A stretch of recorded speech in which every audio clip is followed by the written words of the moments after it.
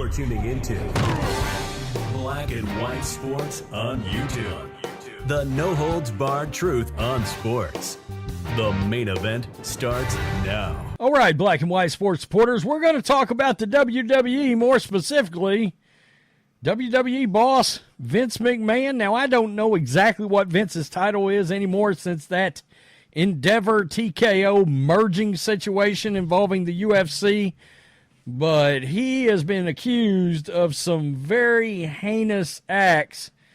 I don't think this is the first time that Vince has been down this road, and of course, look, everybody's innocent until proven guilty, but whoa, some of this I can't even read. I mean, I'm not even kidding you. I guess if we were on Pornhub, I could, but we're not. And even then, who knows? I don't know what limits Pornhub has against their content.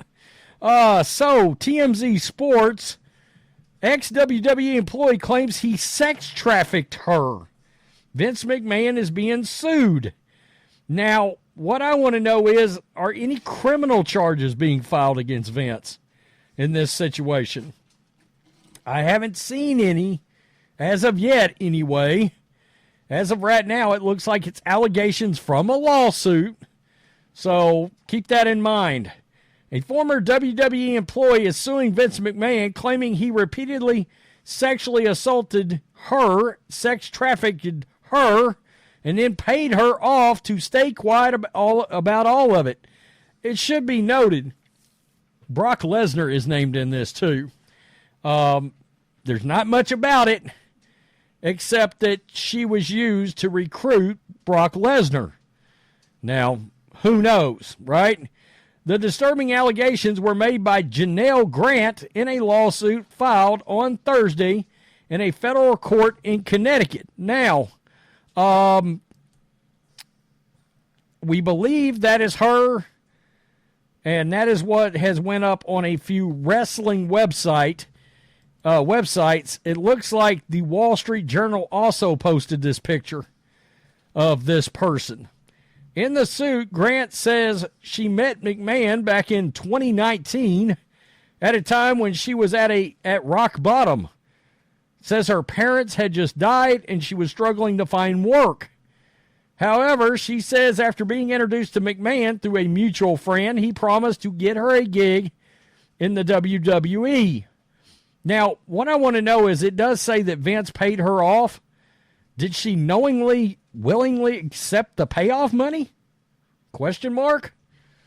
Yeah, so that's a question. But according to the suit, as McMahon was finding her an entry-level role in his company, he slowly began to use, quote, life-changing promises to coerce her into sexual acts.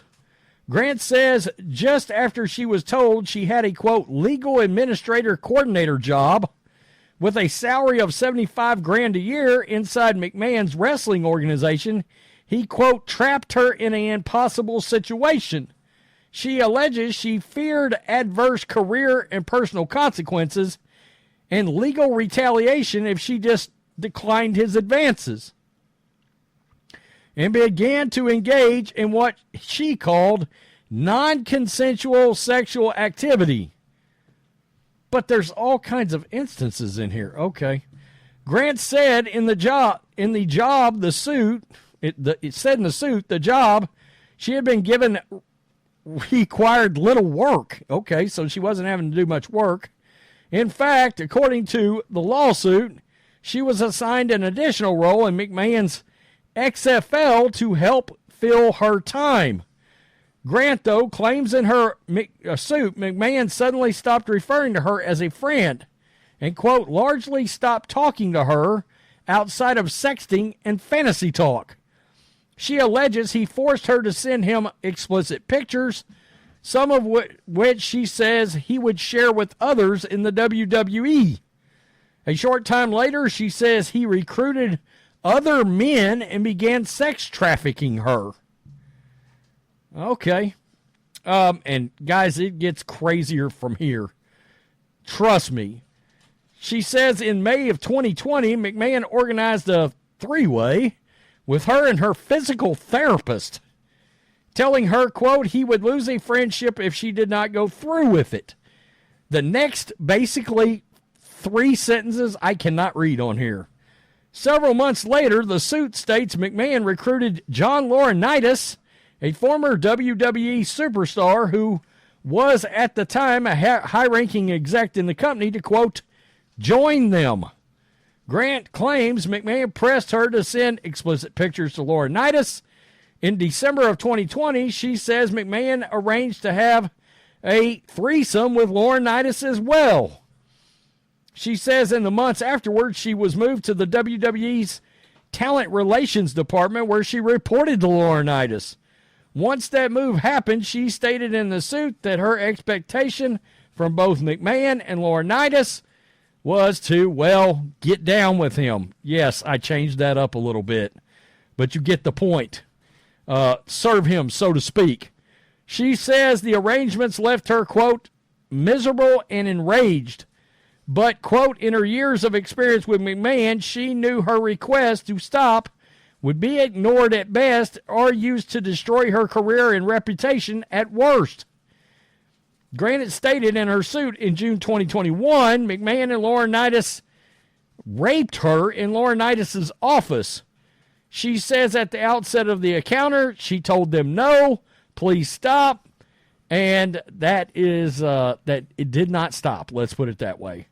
Grant says a week later, McMahon forced himself on her again over a massage table at WWE headquarters before giving her $15,000 in Bloomingdale gift cards.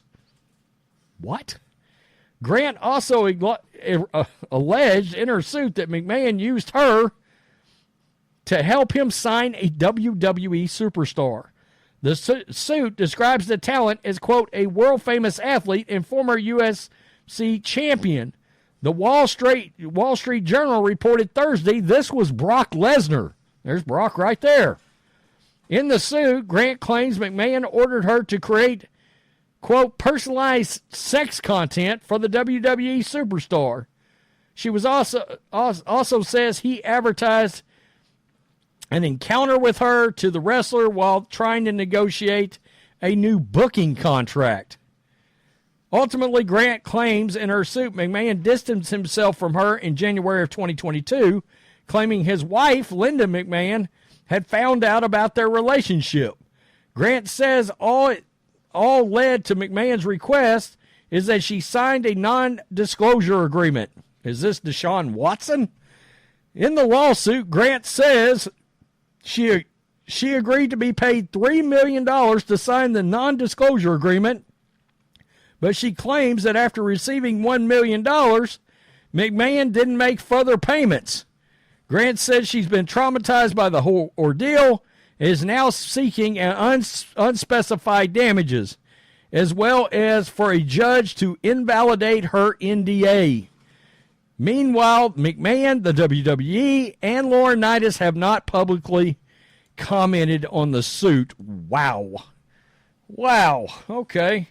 I don't know how many times things are going to come out about Vince, but there are some things in here that I did not read that you would not believe. So if you want to go to TMZ and read it for yourself, you're going to be like, Vince did what exactly? And again, all of this is allegedly. And I always get skeptical sometimes when you're talking about these NDAs and money exchanging hands and agreeing to take money. But wasn't it, I think it was Watson over those massages. The Texans actually supplied him with non-disclosure agreements, which makes you wonder, was any of this officially involving the WWE itself as a company, like where I guess the company would have been very aware of Vince's activity, but at the time, I guess Vince was the boss, so who are you going to complain to exactly? Does the WWE not have a human resources department, or did they not at the time? I guess I don't understand the hierarchy of the WWE when all of this was going on. They've since had this merger and everything else. I've seen in the last few months where Vince is still involved at times with the on-TV product behind the scenes, like literally during an event. Vince is back there directing traffic. But I think Triple H has taken the majority of that, the great majority of that. I guess we'll have to see, and we'll have to see where this goes. But, I mean, and what is going to be the overall, I guess, peel back the curtain involvement of Brock Lesnar? Did he understand that this was sort of a Vince McMahon forcing somebody to do something allegedly against their will? You know, did Brock know that? Did he understand that? Was he even involved, or is that a bullshit lie? That's something else to consider. Tell me what you think, Black and White Sports supporters. Wow. Peace. I'm out. Till next time. Thanks for watching the show. Be sure to like, comment, and subscribe. Be sure to tune in next time on Black and White Sports.